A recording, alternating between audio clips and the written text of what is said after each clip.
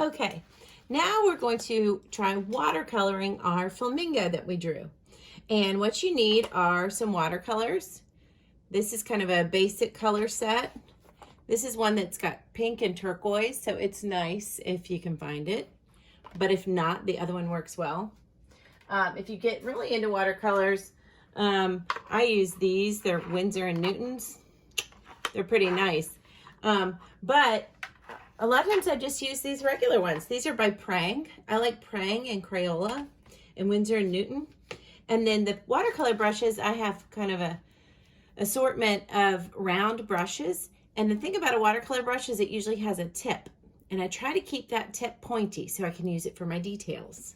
And then sometimes I use this, one of these, which is called a hockey brush. And these are Japanese brushes, and they're usually made of goat fur. So they're just good for doing a big background, if you want to do a big background. When I use my watercolor brushes, I make a careful point of not smushing the point. So when I put them in the water, I just swish them around, but I never jam them on the bottom. When I load my brush with color, I get my brush wet, I've gotten my watercolors wet, and I soak up my paints like this, never pointed down. If you do, pretty soon your brush will look all frayed and it makes painting harder for you. So I try to keep them in good repair. Now, just like when I'm shading, I start with the darkest parts first, because starting with the, I start with the easiest thing. And then when I start with the easiest thing, then I kind of figure out what I'm doing. I know I'm not going to mess it up. And then I can ease into doing the lighter areas. And on watercolor, you traditionally don't use white. And so you leave the color of the paper white. That is your white. So it can be kind of hard to do because you have to think ahead. Where do I want my lightest areas to be? And what I'm going to want is on everything I do, I'm going to want to try to make it look three-dimensional, or make it look like it comes out from the paper. So what I'm going to do here is I'm going to make it a little darker on the edges, and then I'm going to make it kind of lighter here towards the center, and lighter here in the center of the neck, and a little bit of lighter here on the center of the head. So I've got my darks here. And when I'm doing a painting, I can add in some other colors if I want to. I don't have to make everything exactly true to the real nature, because it's a painting now. And we have cameras, and I can take a picture of a flamingo, but my painting, I'm going to allow myself to have a little bit of freedom and a little bit of creativity. Although I want it to look good. Don't get me wrong. I forgot, another material I always use when I'm doing watercolors is a paper towel, because a lot of times I go too far and I get it too wet, and so I'll sort of blot it off. The flamingos can be pink or white with just a little bit of pink, or they can be coral or kind of orange. I think it depends. There's different kinds of flamingos, and then it also varies on what they've been eating. So I think if they've been eating a lot of shrimp, they're a little brighter in color. So I'm going to add a little bit of orange here to try to make it kind of into a little orangish pinkish. The plain pink was looking a little bright for me, but it's up to you. It's your painting. So I'm going to make it look good and make it look real, but also make it look like something that you want to hang up in your room or in your house or wherever. I'm just taking a little bit of pink and a little bit of orange, and I'm kind of mixing them right on the paper.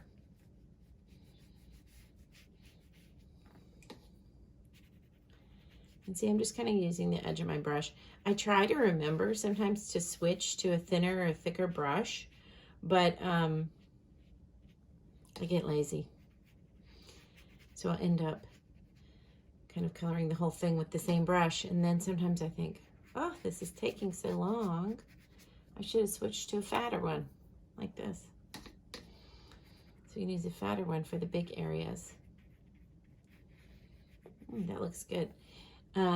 And try to remember to work the whole page as opposed to getting too detailed on just one area. And that way your whole picture starts to develop together. Now these legs, I think I'm going to add a little bit of purple in with my orange on these legs. Now I wish I had a thinner brush. So I'm going to go back to my original one. I tried to use Fatsy.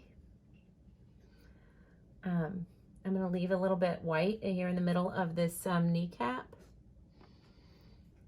Just adding a little, woo, that's a little much. I might blot that. If you get too dark, you just dab it off with a paper towel. It's no big deal. They always say watercolor is one of the hardest kinds of paintings to do because it's so easy to go too far. If you mix too many colors, it turns into just kind of a muddy brown. And if you go too far, you kind of lose the freshness. Watercolors are supposed to stay a little bit fresh and light. But when you use your paper towel, you can get rid of a lot of mistakes with a paper towel. It's a watercolorist's best friend.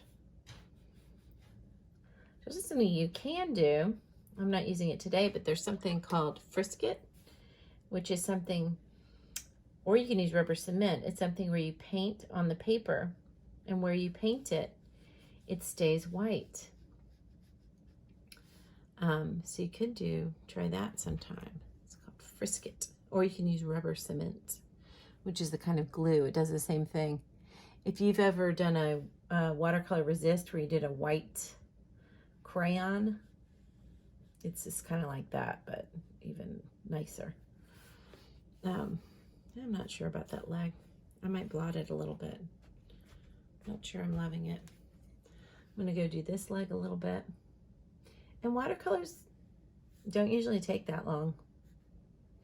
The drawing definitely takes longer than the painting. Because in watercolors, you usually kind of draw all your outlines and stuff first. So, depends. If you're using like acrylic paints, you might just have a blank canvas and then paint everything in. But in a watercolor, you usually have it sketched out. So, I don't know if one's easier or the other. One's just more work with a pencil or more work with a brush. It's here. Now, I'm going to try to add a little bit more darkness around the face.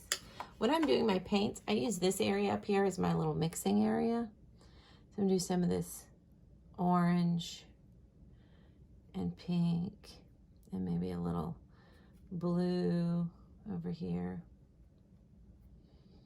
Trying to get a little darker for the face. Yeah, that looks kind of nice.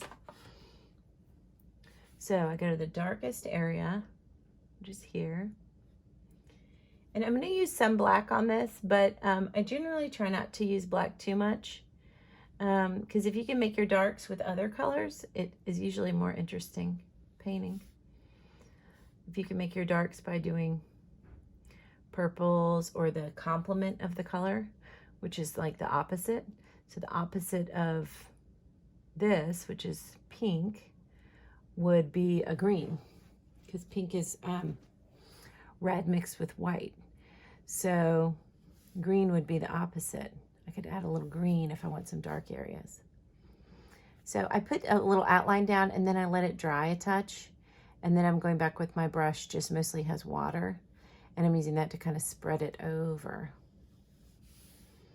And then I'm just going to let that dry for a little bit. And now I'm going to come on this side.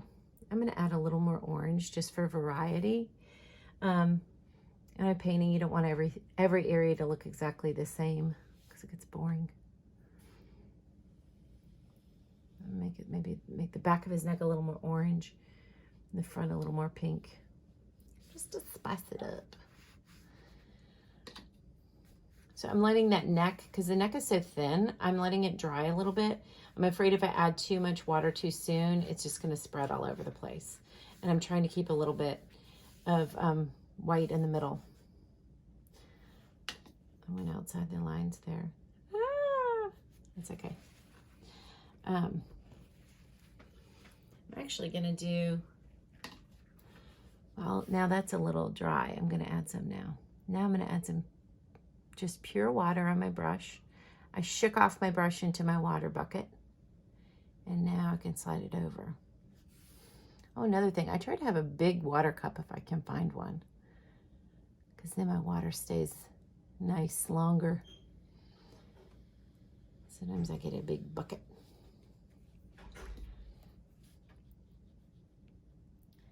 Now this part's kind of dry. I'm adding a little more here.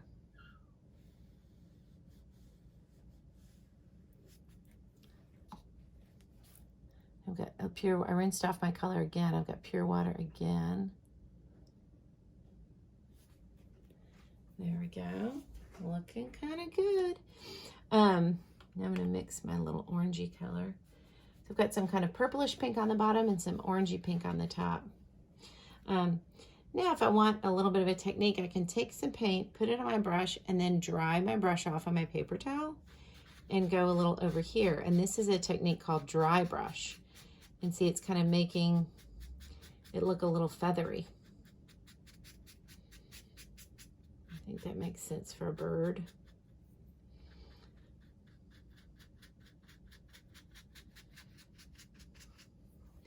Now, usually I wouldn't make my outline so dark because outlines tend to make things look flat, but I just wanted you to be able to see it in the video. I would usually erase these outlines a little bit so they wouldn't be so dark on the edges of the feathers, because the feathers are going to lighten up as they go out. So I'm not loving that hard outline here. I wonder if I can erase it. Oh yeah. I'm just going to get rid of it. I don't even need it anymore because now I've got the paint. This area down on the bottom is a little bit wet, but up here, I'm going to get rid of it. Oops, it's wet. Ah! I should wait till it's dry. I'm going to use my hockey brush to brush it off. There we go. I'm going to let it smeared a little there, but that's okay. I'm going to let it dry before I do any more erasing. But that erasing is helping, I think. Get rid of those hard outlines. So I've got some feathers here. And the bottom of the bird is a little bit darker than the top. So I'm going to add in, maybe I'll add in a little blue down here. And I'm going to make it kind of watery and wash it around.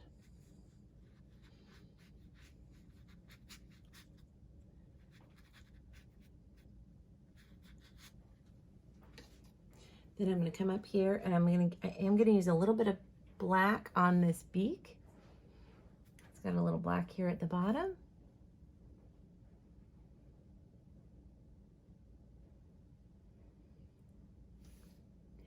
And a little black around this eyeball.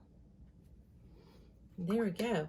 Now I've got some smudges on this paper I didn't mean to do, but you know what? I'm just going to add some more. I'm going to get my hockey brush and do a little bit of this color, but maybe a little, I'm mixing a little bit of blue because that's my favorite color and it looks a little tropical.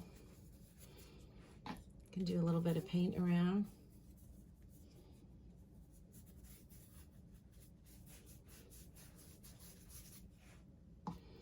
If you leave a little white area, it would look like a cloud. If you want your flamingo to be against the sky. And it doesn't have to look, it could just look like some paints in the background. It doesn't have to look like a solid sort of landscape. You can even, a lot of times I like a little bit of splatter paint. So see if I can do that here. Yeah, do a little bit of splatter, but not too much. You gotta be careful with the splatter. Okay. So I hope you've enjoyed Art Happy with Katie.